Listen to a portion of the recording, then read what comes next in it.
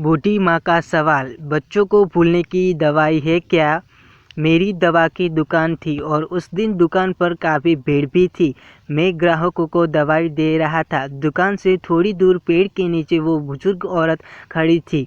मेरी निगाह 2-3 बार उस महिला पर पड़ी तो देखा उसकी निगाह मेरी दुकान की तरफ ही थी। मैं ग्राहकों को दवाई देता रहा, लेकिन मेरे मन में उस बुजुर्ग महिला के प्रति जिज्ञासा भी थी कि वो वहाँ खड़े खड़े क्या देख रही है।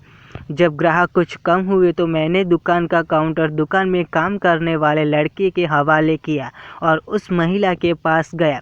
मैंने पूछा, क्या हुआ माताजी, कुछ चाहिए आपको? मैं काफ़ी देर से आपको यहाँ खड़े देख रहा हूँ। गर्मी भी काफ़ी है, इसलिए सोचा चलो मैं ही पूछ लेता हूँ कि आपको क्या चाहिए। बुजुर्ग महिला इस सवाल पर कुछ शक-पकासी गई। फिर हिम्मत जुटाकर उसने पूछा, बेटा, काफ़ी दिन हो गए हैं। मेरे 2 बेटे हैं, दोनों दूसरे शहर में रहते हैं। हर बार गर्मी की छुट्टियों में बच्चे के साथ मिलने आ जाते हैं। इस बार उन्होंने कहीं पहाड़ों पर छुट्टियां मनाने का निर्णय लिया है बेटा, इसलिए इस बार वो हमारे पास नहीं आएंगे।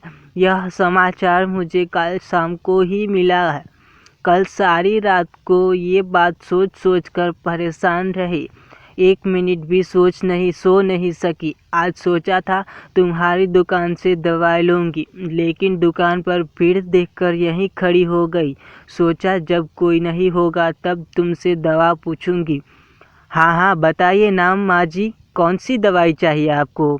अभी ला देता हूँ, आप बताइए। बेटा, कोई बच्चों को भूलने की दवाई है क्या? अगर है तो ला दे बेटा, मालिक तुम्हारा भला करेगा। इससे आगे के शब्द सुनने की मेरी हिम्मत ना थी। मेरे कान सुन्न हो चुके थे। मैं उसकी बातों का बिना कुछ जवाब दिए चुपचाप दुकान की तरफ लौट आया, क्योंकि उस बुजुर्ग महिला की दवा उसके बेटों के पास थी, जो शायद विश्व के किसी मेडिकल स्टोर पर नहीं मिलेगी। अब मैं काउंटर के पीछे खड़ा था।